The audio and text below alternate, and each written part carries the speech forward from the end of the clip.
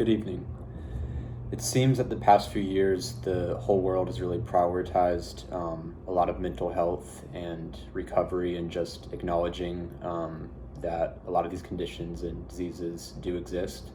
But there's been one in specific that I've noticed that I don't think there's been enough recognition for. And so this evening, I'm going to inform you on OCD. And so I'm sure that you've obviously heard of OCD before, but I know that the majority of the times that I hear it, it's in the context, it's used in an inaccurate manner. Maybe someone will just have finished cleaning their room, and then they'll state that they have OCD. But in actuality, OCD is much, much deeper than that, and it causes harm in people's lives, and oftentimes they're really ashamed to say that or reach out and get help. So it's kind of just like stays in there, and it doesn't help when people use it sort of like in a joking or a sarcastic manner. It just takes away some of the seriousness, I believe.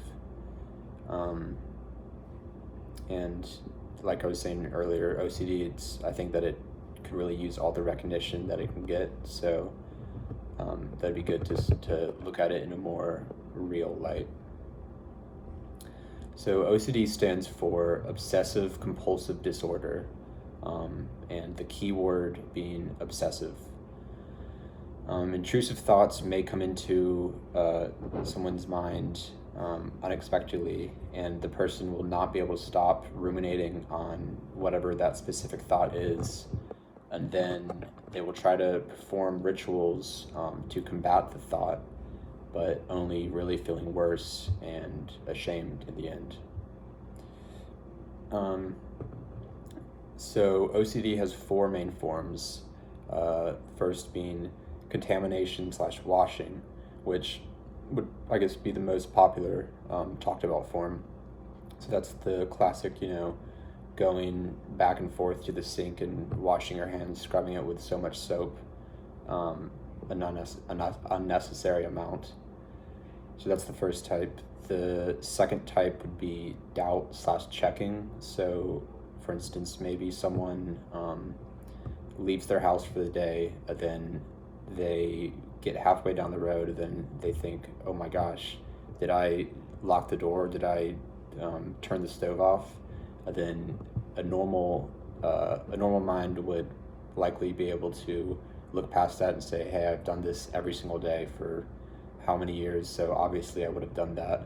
But then someone suffering with OCD would have to go back and check, and then that wouldn't even be enough, since they would go back and check again, and then it would just turn into another worry. The third type would be ordering/arranging, and this is just like it sounds. An example would be in a pantry, I guess, just, a pantry or an office, getting all of the supplies and making it so meticulous where it's where it intrudes on your life, so that if one part of if one piece gets rearranged, then everything will be damaged in your mind. Then the fourth main form is unacceptable/taboo thoughts. So this would be anything that you deem to be inappropriate, or that would, I guess, damage you, or that you would not want people to know. And so those thoughts just ruminate in someone's head, and they cannot get it out. 1.2% of U.S. adults currently have OCD, and with such a small percentage, it seems that it's hard to get the representation that the condition requires. I suffer from OCD, and I can say that since I started seeing a specialized therapist and received medication, it really does help. My symptoms have gone down significantly since I began treatment.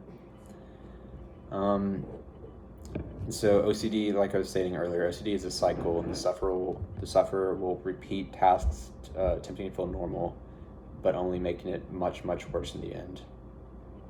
Unfortunately, experts say that there is not a concrete cure yet, but these methods such as therapy and medication can really help mitigate the symptoms. Thank you for listening.